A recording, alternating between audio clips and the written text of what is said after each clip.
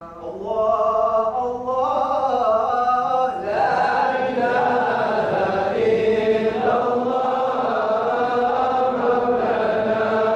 Allah, Allah, la ilaha illallah, Rabbuna.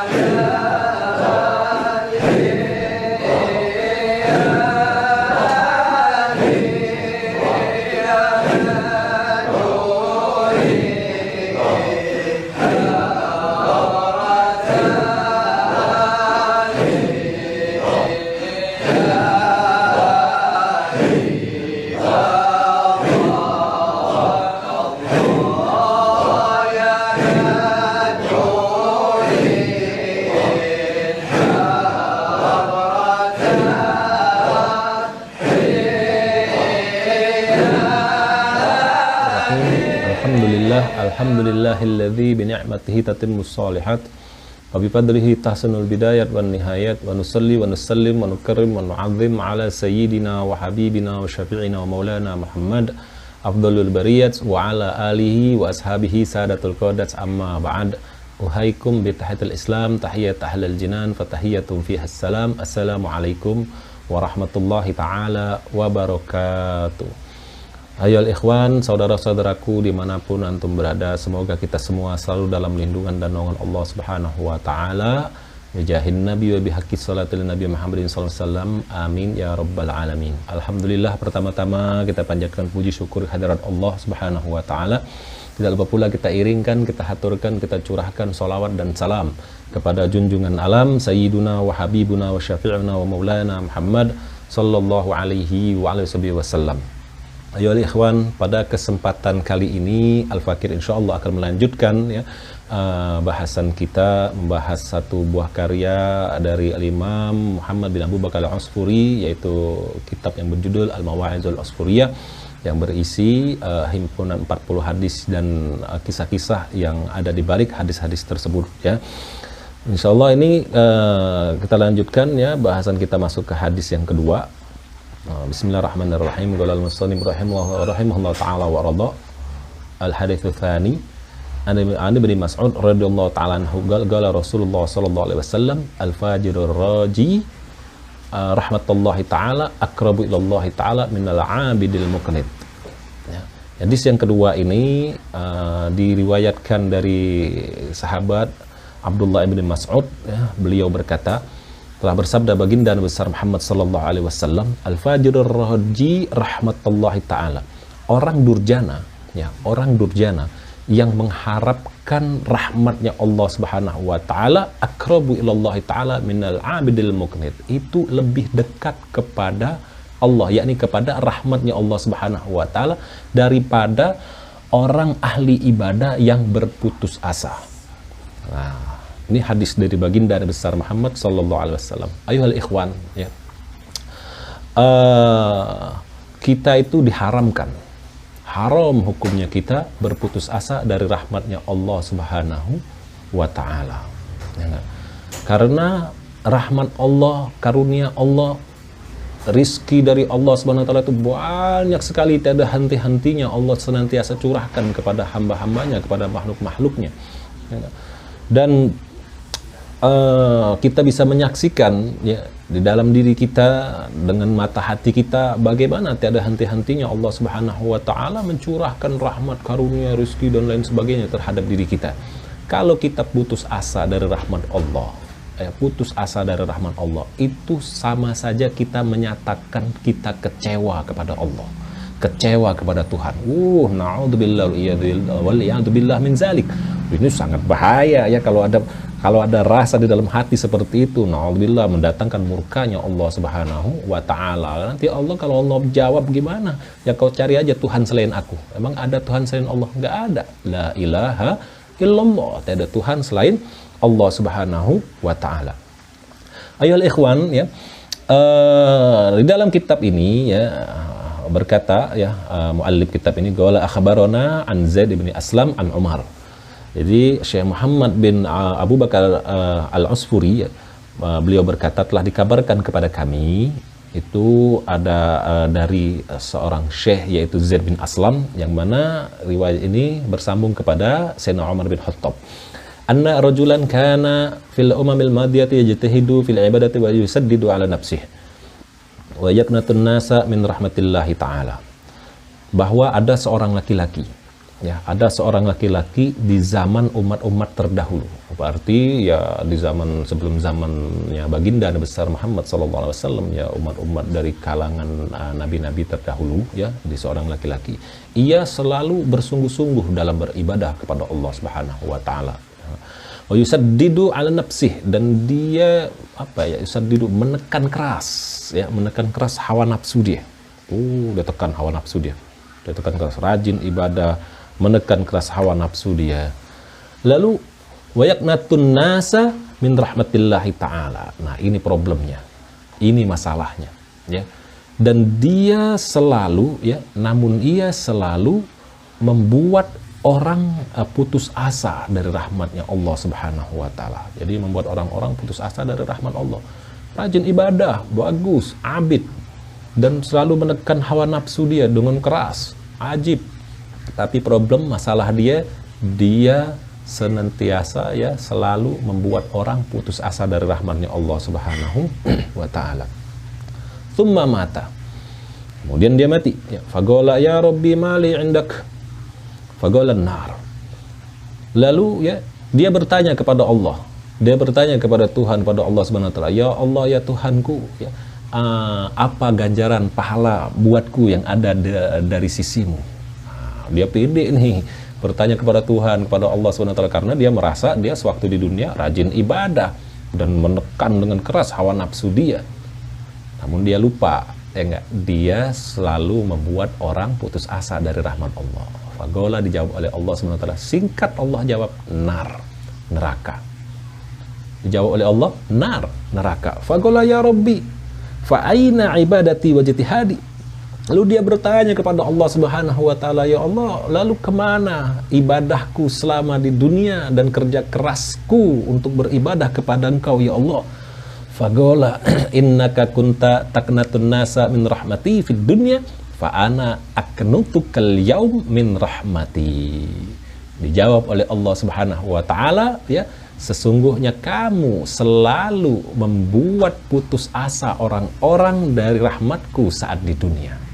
Sungguhnya kamu selalu membuat putus asa orang-orang dari rahmatku selama kamu di dunia. Maka aku fa'ana aknatukal yaum min rahmati. Maka aku membuat putus asa dirimu pada hari ini dari rahmatku. Na'udzubillah wal iyadzubillah min dzalik. Ayohal ikhwan, ya, kita rajin ibadah itu harus, berbuat baik itu harus, ya, supaya kita mendapatkan kebahagiaan di dunia dan di akhirat, ya enggak? Tapi, ya, jangan kita merasa baik. Kita membersihkan diri kita dari segala macam dosa, ya enggak? Zahiran wa batinan, bersihin hati, tapi jangan kita merasa suci. Kalau kita merasa diri kita baik, merasa suci, nah itulah kecelakaan buat kita, ya. Dan juga kalau kita lihat dari kisah ini, ya, bagaimana seorang yang ahli ibadah, ya, abid, dan dia menekan hawa nafsu dia, tapi dia senantiasa membuat orang-orang putus asa dari rahmatnya Allah Subhanahu wa ta'ala. Ini orang berarti dia merasa baik, dia merasa suci. Saya paling hebat, saya paling rajin ibadah, saya paling suci, ya enggak? Nah, akhirnya ada orang datang kepada dia, umpamanya orang itu mau bertobat, katakanlah orang ini histori latar belakang dia, ya, sebelum dapat hidayah, umpamanya dia orang yang senang maksiat, suka maksiat, umpamanya kalau kayak zaman sekarang ini ada orang suka clubbing, party, diskotik, badan tatoan, ini minuman keras, berzina, berjudi. Pada satu saat dia mendapatkan hidayah dari Allah Subhanahu wa ta'ala, sehingga dia ingin bertobat kepada Allah, ingin bertagarub, mendekatkan diri kepada Allah Subhanahu wa ta'ala, ingin memohon ampun atas dosa-dosa dia yang telah dia buat selama ini. Lalu dia datang kepada seorang yang ahli ibadah tapi suka membuat putus asa orang lain. Gimana coba? Nanti dijawab sama orang ahli ibadah itu apa? Kamu meminta ampun kepada Tuhan selama ini kemana aja? Dosa kamu sudah seabrek-abrek, sudah sebesar gunung, ya enggak, lebih besar dari gunung, lebih banyak dari gunung-gunung yang ada di laut, di muka bumi. Allah nggak bakalan ngampunin kamu. Badan kamu aja tatoan begitu, gimana kamu mau sholat, gimana kamu mau udah Allah, Tuhan nggak bakalan ngampunin. Ini kalam seperti ini, ucapan seperti ini ya bisa menyebabkan orang tuh putus asa dari rahmat Allah. Akhirnya orang akan merasa, ya Tuhan nggak bakalan ngampunin saya nih.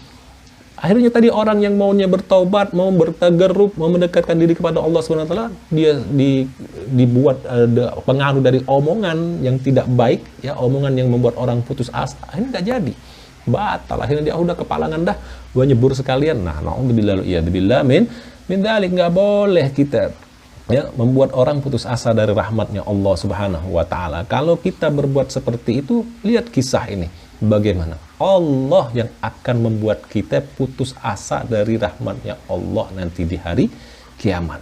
Na'udzubillah min dzalik. Lalu ada kisah ya yang terjadi ya di dalam kitab ini dimaktubkan terjadi di zamannya Nabi Allah Musa alaihissalam. Wa ala hadza hikayatun anna rajulan mata ala ahdi Musa alaihissalam fakarihan nas waslahu wa dafnahu li fiskihi. Jadi ya ada sebuah kisah ya yang bahwasannya ada seorang laki-laki di zamannya Nabi Allah Musa alaihissalam. Ya, ini berarti di zaman Nabi Musa alaihissalam orang laki-laki ini mati. Ya, wafatnya orang laki-laki. Namun ya orang-orang sekitar, masyarakat sekitar tempat dia tinggal, katakanlah di kampung tempat dia tinggal, itu tidak ada yang mau memandikannya. Tidak ada yang mau menguburkannya. Kenapa? Karena kefasikannya. Ya, karena kefasikannya. Nggak ada yang mau. Orang gedek semua. Orang tidak ada yang suka. Benci malah orang. Ya, tidak ada yang mau. Tidak ada yang mau mandiin. Tidak ada mau yang ngafanin. Tidak ada yang mau nguburin. Fa'akhadhu birijlihi fatarahuhu fil mazbalah. Lalu mereka, ya, masyarakat sekitar kampung ini, tempat dia tinggal, itu memegang kaki jenazah tersebut. Jadi jenazah ini orang bangor lah, katakanlah preman lah, ya, ahli maksiat, kelakuannya nggak bener, orang musuh masyarakat, ya. Akhirnya masyarakat sekitar, warga kampung tempat dia tinggal itu, diambil itu jenazah dengan memegang kakinya. Kakinya diambil, dipegang, diseret lalu dibuang ke tempat pembuangan sampah. Na'udzubillah min dzalik. Ini terjadi di zamannya Nabi Allah Musa alaihissalam, dan ana rasa kisah ini ya masyhur ya, ma'ruf. Mungkin banyak di antara kalian yang sudah mendengar dan seringkali mungkin mendengar kisah ini ya. Karena memang setiap ada acara atau lagi di majelis atau sering disampaikan oleh para mubaligh atau asatis ya atau habaib kita. Lalu dilanjutkan, fa'auhallahu ta'ala ila Musa alaihi salam wa qala ya Musa mata rajulun fi mahalla fi mahalla fulan fil mazbalah wa huwa waliyun min awliyai wa lam yaghsiluhu wa lam yukaffinuhu wa lam yadfanuhu fadhhab anta faghsilhu wa kaffinhu wa shalli alaihi wa dafanhu. Wallah, masya Allah. Tapi ya Allah Subhanahu wa taala mewahyukan kepada Nabi Musa. Allah mewahyukan kepada Nabi Musa dan Allah berfirman kepada Nabi Musa, "Ya Musa, ada seorang laki-laki wafat ya, meninggal di kampung atau di tempat sipulan nama daerah tertentu ya, di tempat pembuangan sampah." Nah, ini ajib nih. Wa huwa waliyun min auliyai, dan dia adalah seorang wali dari wali-waliku. Nah, gimana? Bingung kan kita? Ya, kalau di dalam pandangan manusia, masyarakat kampung tempat dia tinggal, ya, ini orang bangor, ya, orang ahli maksiat, orang fasik, enggak. Tapi Allah mewahyukan kepada Nabi Musa, ini orang yang mati ini, laki-laki yang wafat yang mati ini adalah seorang wali dari wali-walinya Allah Subhanahu wa taala. Walam yaghsiluhu, walam yakfinuhu, walam yadfanuhu. Dan mereka warga sekitar, Allah mewahyukan kepada Musa, ya. Dan mereka kaumnya tidak ada yang mau memandikannya, tidak ada yang mereka tidak mau mengkafaninya dan tidak mau menguburkannya. Fadhhab anta faghsilhu wa kafinhu wa shalli alaihi wa dafanhu. Maka wahai Musa, pergilah engkau, ya, dan kamu mandikan ia, kamu kafani ia, dan kamu sholatkan ia, dan kamu kuburkan. Allah mewahyukan pada Musa, memerintahkan pada Nabi Musa untuk ngurusin jenazah laki-laki tersebut. Masya Allah. Faja'a Musa alaihi salam ila tilkal mahallati wa sa'alahum 'anil mayyit. Lalu datanglah Nabi Musa. Nabi Musa datang kan ke tempat tersebut, artinya di beda wilayah, ya beda daerah. Nabi Musa datang ke tempat tersebut. Lalu Nabi Musa bertanya kepada warga, ya, warga sekitar kampung tersebut mengenai jenazah itu. Faqalu lahu mata rajulun fi sifati kadza wa kadza wa annahu kana fasiqan mu'linan. Allah. Lalu mereka berkata, orang kampung, ya, warga sekitar tempat tinggal laki-laki yang mati ini. Kata warga apa? Iya, memang betul, telah meninggal ada seorang laki-laki meninggal dengan sifat seperti ini dan seperti itu. Seperti ini dan seperti itu, dan bahwasannya lelaki itu sebagai orang fasik yang secara terang-terangan. Alhamdulillah. Ya. Warga kampung, masyarakat sekitar itu sudah sangat tidak suka sama dia. Sampai mereka memberitahu kepada Nabi Musa, ya benar, ada orang laki-laki, ya, dia sudah mati, sifatnya itu nakal, yang nggak bangor, songong, suka maksiat, dan dia ini orang yang fasik secara terang-terangan. Faqala aina makanuhu fa innallaha ta'ala waha ilayya li ajlih. Lalu Nabi Musa bertanya, ya. Nabi Musa bertanya kepada warga sekitar, ya di mana, kata Nabi Musa, ya. Di manakah tempatnya jenazahnya itu? Karena sesungguhnya Allah Subhanahu wa taala telah mewahyukan kepada saya untuk tujuan mengurus jenazah tersebut. Bayangkan tentu, ya, Allah perintahkan, Allah turunkan wahyu kepada seorang rasul, ya, yaitu Nabi Musa, untuk mengurus jenazah tersebut. Padahal jenazah tersebut jenazah seorang laki-laki fasik secara terang-terangan. Begitu. Nah, Qala fa'alimuni makanah. Nabi Musa bersabda, maka kalian tunjukkanlah di mana tempatnya. Fadhahabu, ya, falamma ra'ahu Musa alaihi salam matruhan fil mazbalah wa akhbarahu an-nasa an su'i af'alih naja Musa rabbahu faqala ilahi amartani bidafnihi was-salati alaihi wa qaumuhu yashhaduna alaihi syarran fa anta alamu minhum bitsana'i wat takbih. Akhirnya pergilah nih, ya, Nabi Musa bersama warga kampung tersebut pergi ke tempat di mana jenazah itu dibuang, itu tempat pembuangan sampah. Lalu ketika Nabi Musa melihat jenazah itu, ya, terkapar di tempat pembuangan sampah, nah, tuh bayangin bagaimana sih jenazah terkapar di tempat pembuangan sampah, udah kayak buang sampah dah, gitu. Dan Nabi Musa itu telah mendapat kabar, ya, berita, informasi dari warga kampung mengenai kefasikannya, mengenai keburukan kelakuannya. Nabi Musa akhirnya bermunajat kepada Allah Subhanahu wa taala. Ya, bertanya kepada Allah Subhanahu wa taala. Apakah pertanyaan munajat Nabi Musa kepada Allah? Ya Allah, ya Tuhanku, amartani bidafnihi wassalati alaih. Engkau memerintahkan aku untuk menguburkannya dan menyolatkannya. Sementara kaumnya, ya, wa qaumuhu yashhaduna alaihi syarran. Sementara kaumnya menyaksikan, ya, bersaksi atas diri dia ini, diri si laki-laki yang mati ini, semuanya keburukan, ya enggak? Fa anta alamu minhum bitsana'i wa takbir. Maka ya Allah, sungguhnya engkau maha lebih mengetahui dari mereka tentang pujian dan keburukan. Fa auhallahu ta'ala ilahi ya Musa sadaqa qaumuhu fima haqqau anhu min su'il af'alih. Dijawab oleh Allah SWT munajat Nabi Musa, wahai Musa, kaumnya itu berkata jujur. Mereka berkata jujur, benar, ya. Apa yang mereka sampaikan, yang ceritakan kepada engkau wahai Musa, itu benar mengenai dirinya, mengenai keburukan kelakuannya. Wah, bingung nggak? Ya. Jadi ini warga mengatakan bahwa dia ahli maksiat, ya, seorang fasik yang secara terang-terangan, dan dibenarkan oleh Allah. Benar Musa. Mereka itu, ya, apa yang disampaikan oleh mereka, oleh kaumnya itu benar. Mereka berkata jujur mengenai keburukan kelakuannya. Namun, ya, ghairu annahu tashaffa'a ilayya inda wafatihi bi thalathati asya'a law sa'ala biha minni jami'al mudhnibina min khalqi la'ataituhu fa kaifa la arhamuhu wa qad sa'ala nafsahu wa ana arhamur rahimin.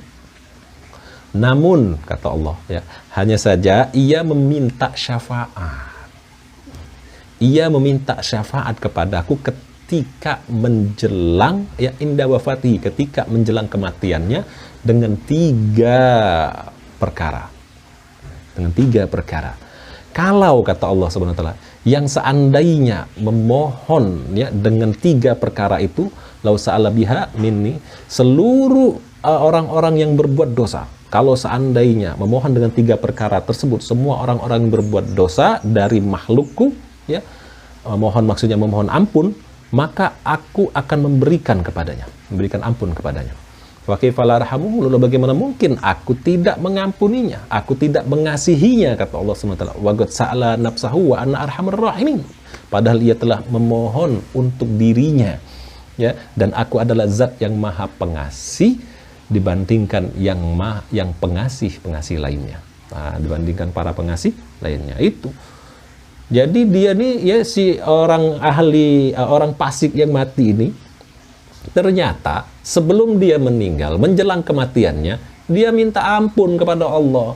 Dia minta pertolongan, minta syafaat kepada Allah Subhanahu wa ta'ala dengan 3 hal, dengan 3 perkara. Yang mana kata Allah, kalau dia ada seluruh pendosa meminta ampun, meminta kepadaku dengan 3 perkara ini, niscaya aku akan berikan, aku akan ijabah, aku akan gobulkan, kata Allah SWT. Bagaimana mungkin aku tidak mengampuninya sementara dia, bagaimana mungkin aku tidak mengasihinya sementara dia telah meminta untuk dirinya. Nah, akhirnya qala Musa ya Rabbi wa mathalatha. Lalu Nabi Musa bertanya kepada Allah Subhanahu wa taala, ya Allah Tuhanku, ya, apa 3 perkara itu? Qala Allah Ta'ala, Allah Subhanahu wa taala berfirman, lamma danat wafatuhu qala ya Rabbi anta ta'lamu minni inni kuntu artakibul ma'asi wa kuntu akrahul ma'asiyata fi qalbi. Ya. Dijawab oleh Allah Subhanahu wa taala, Allah berfirman kepada Musa, tatkala telah dekat, ya, tatkala telah mendekat wafatnya ini orang, ketika dia sudah mau mati, dia mau dekat wafatnya, laki-laki ini berkata, dia munajat, kata Allah, wahai Tuhanku, ya, engkau lebih mengetahui dibandingkan diri saya, anta ta'lamu minni inni kuntu artakibul ma'asi wa kuntu akrahul ma'asiyata fil qalbi. Sesungguhnya diri saya telah banyak berbuat berbagai macam kemaksiatan, namun ya Allah, diri saya tidak menyukai, ya, diri saya tidak menyukai kemaksiatan di dalam hati saya. Nah, dia ngaku, ya, benar ya Allah, saya ini sudah berbuat berbagai macam kemaksiatan, tapi diri saya tidak menyukai kemaksiatan di dalam hati saya. Artinya di dalam diri dia tidak suka, dalam hati dia tidak suka kemaksiatan, ya, tapi dia berbuat maksiat secara zahir, ya enggak, tapi hatinya enggak suka maksiat, begitu. Lakin istama'a fi thalathu hisalin hatta irtakabtul ma'asiyah ma'akarahatil ma'asiyah fi qalbi. Akan tetapi, ya, karena berhimpun pada diri saya 3 bawaan, ya, 3 bawaan, hingga saya berbuat kemaksiatan disertai dengan ketidaksukaan terhadap kemaksiatan di dalam hati saya. Jadi dia bilang, karena ada 3 bawaan nih dalam diri saya nih, ya, sehingga saya berbuat maksiat disertai dengan ketidaksukaan dalam hati saya terhadap maksiat itu. Awaluha hawan nafsu wan nafsur rafiq, awaluha hawan nafsu war rafiqus su wa iblis la'natullah alaih. 3 hal bawaan itu ya Allah. Yang pertama adalah hawa nafsu, ya. Yang kedua adalah kawan atau teman yang buruk, dan yang ketiga adalah iblis laknatullah. Waduh, iblis dibawa-bawa nih. Ya, dia munajat, dia minta ampun kepada Allah Subhanahu wa taala, ya. Wa hadhihi thalathatu alfatni fil ma'siyah fa innaka ta'lamu minni ma'qulu faghfirli. Dan 3 hal bawaan ini ya Allah yang menyeret saya ke dalam kemaksiatan. maka sesungguhnya engkau lebih mengetahui dibandingkan saya terhadap apa yang saya ucapkan. Maka ya Allah, faghfirli, ampunilah saya ya Allah. Ampunilah saya, berilah ampunan kepada saya. Itu yang pertama. Wathaniyah, dan yang kedua kata Allah lanjutkan wahyunya kepada Nabi Musa. Wathaniyah qala ya rabbi innaka ta'lamu bi anni irtakabatul ma'asi wa kana maqami ma'al fisqah walakin uhibbu suhabatas salihin wa zahdahum wal maqamu ma'ahum kana ahabbu ilayya minal fasikin. Allah. Dan yang kedua, lelaki itu berkata, kata Allah, wahai Tuhanku, sesungguhnya engkau mengetahui bahwa saya telah berbuat berbagai macam kemaksiatan. Wa kana maqami ma'al fisqah, ya. Dan tempat saya itu bersama orang fasik, ya enggak. Akan tetapi walakin uhibbu suhabatas salihin wa zahdahum wal maqama ma'ahum kana ahabbu ilayya minal fasikin.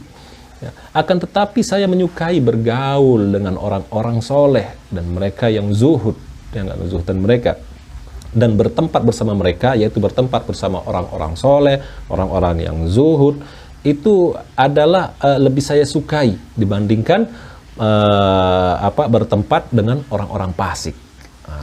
Itu yang kedua. Lalu yang ketiga, wa thalithatu qala ilahi innaka ta'lamu minni anna salihina kanu ahabbu ilayya minal fasikin hatta law istaqbalani rajulani salihun wa talihun laqaddimtu hajatas salih ala talih. Yang ketiga, ya, kata Allah, laki-laki itu berkata, ya, wahai Tuhanku, sesungguhnya engkau lebih mengetahui dibandingkan saya. Ya, sesungguhnya engkau lebih mengetahui dibanding saya. Sesungguhnya bahwasanya orang-orang soleh itu lebih saya sukai daripada orang-orang fasik. Ya, enggak?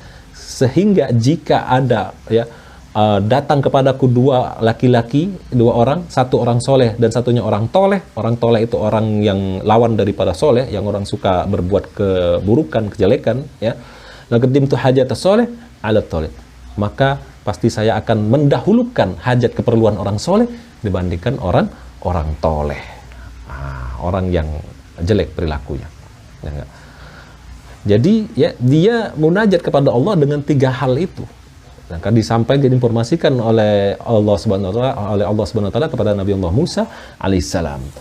Qala fi riwayati Wahab bin Munabbih, qala ya rabbi law afauta wa ghafarta dhunubi yafrahu awliya'uk wa anbiya'uka wa yahzanu syaitan wa aduwi wa aduwaka. Wa yahzanu syaitan aduwi wa aduwaka. Ya, di berikutnya, ya, berkata dalam riwayatnya Imam Wahab ibni Munabbah, ya, dalam riwayatnya Imam Wahab ibni Munabbih berkaitan dengan kisah ini, ya, lelaki itu berkata,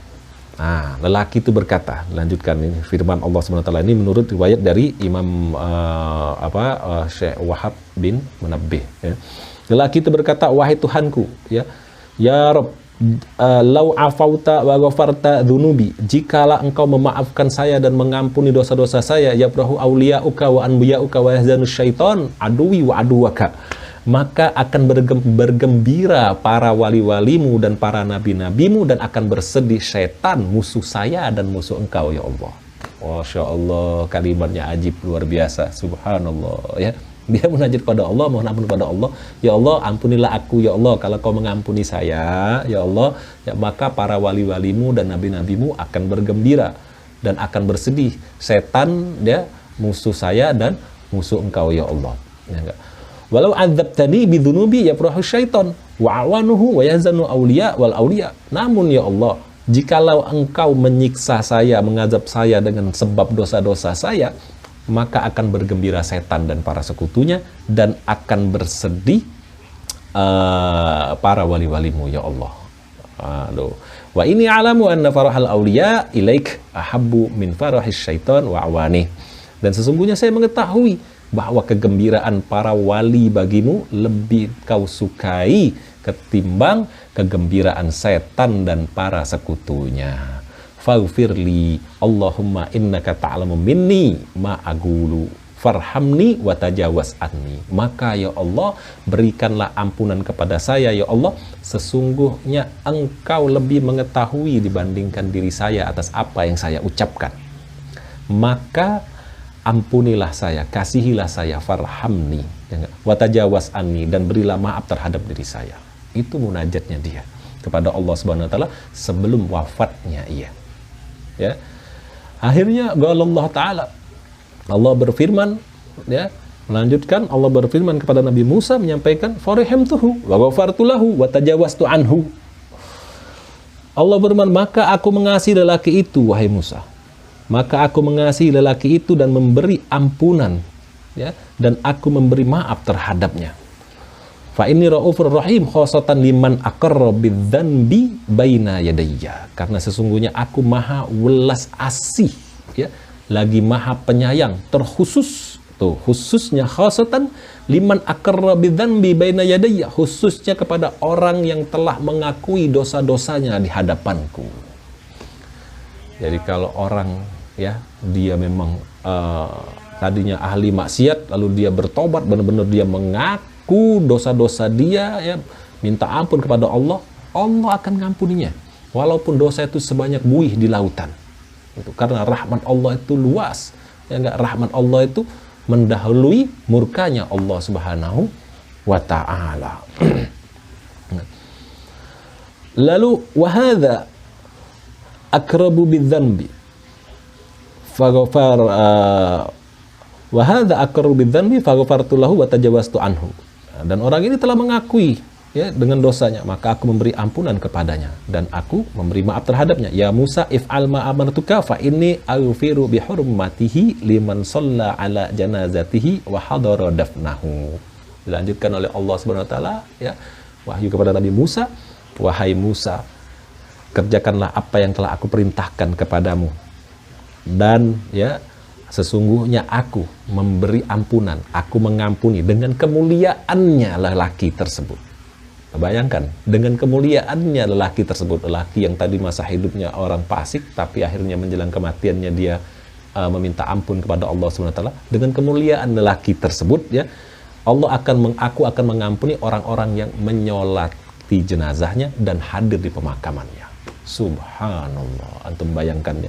Jadi kita tidak tahu akhir ending dari hidup kita ini bagaimana. Jadi kita jangan juga makanya kita tidak boleh, ya, memandang rendah. Ada orang ahli maksiat sekarang kita pandang rendah, oh nggak boleh. Maksiatannya iya, orangnya jangan. Jangan kita merasa, oh kita merasa baik, kita merasa suci, lalu kita melihat orang banyak orang mengerjakan kemaksiatan, ya nggak, belum tentu, ya, kita nggak tahu. Mungkin kalau dia besok, entah lusa, entah kapan dia mendapat hidayah dari Allah Subhanahu wa taala dan dia bertobat dan dia menjadi orang ahli ibadah, mendapatkan banyak taufik hidayah dari Allah Subhanahu wa taala, dia akan mendapatkan derajat yang tinggi di sisi Allah Subhanahu wa taala, mungkin melebihi dari kita derajatnya. Dan kita juga nggak tahu, mungkin kita yang tadinya kita rajin ibadah, rajin beramal soleh dan lain sebagainya, kita nggak tahu, mungkin di ujung kita bagaimana keadaan kita, na'udzubillah min dzalik. Makanya kita selalu berharap, ya, jangan putus asa dari rahmat Allah Subhanahu wa taala, selalu meminta kepada Allah Subhanahu wa taala, ya, minta kalau Allah mewafatkan kita, diwafatkan dalam keadaan husnul khatimah, begitu, ya, minta diberikan sebanyak-banyak taufik hidayah, riayah wan nihayah. Jangan kita merasa putus asa dari rahmatnya Allah Subhanahu wa taala, dan jangan kita membuat orang lain menjadi putus asa dari rahmatnya Allah Subhanahu wa ta'ala. Ya, kita nggak tahu, ya, makanya yang paling ditakutkan oleh para wali-walinya Allah Subhanahu wa ta'ala itu mati dalam keadaan su'ul khotimah. Jadi kita harus selalu berharap dan berharap tiada henti-hentinya kepada Allah Subhanahu wa ta'ala, berharap maghfirah, berharap rahmat dari Allah Subhanahu wa ta'ala, berharap luasan rezeki dari Allah Subhanahu wa ta'ala, dan lain sebagainya. Intinya kita gantungkan hati kita hanya berharap kepada Allah Subhanahu wa ta'ala. Ayuhal ikhwan, ya, nah, mudah-mudahan kita bisa mengambil pesan nasihat dari kisah yang baru saja Al-Fakir sampaikan lewat kitab Mawaizul Usfuriyah ini, dan kita minta kepada Allah SWT, mudah-mudahan Allah memberikan kita kekuatan istiqomah zahiran wa batinan bijahin nabi wa bihaqqis salati lan nabi Muhammadin sallallahu alaihi wasallam. Amin ya rabbal alamin. Lebih kurangnya Al-Fakir minta maaf apabila ada kata salah, ya salah ucap dan juga salah dalam pembacaan kitab ini ya. Pada Allah Al-Fakir mohon ampun. Walafu minkum wabillahi taufiq wal hidayah. Wassalamualaikum warahmatullahi taala wabarakatuh.